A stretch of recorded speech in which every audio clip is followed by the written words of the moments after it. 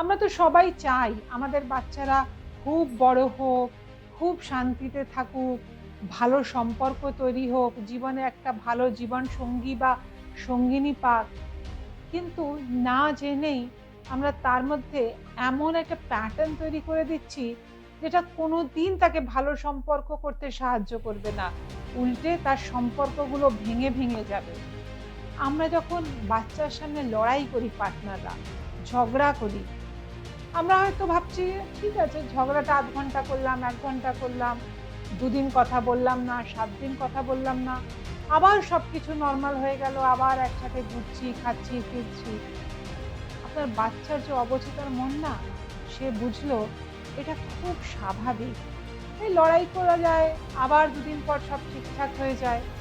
একবার ভাবুন তো, এই বাচ্চাটা যখন একটা রিলেশনশিপে জড়াবে, তখন তো তার মধ্যে এই প্যাটার্নটা থাকবে।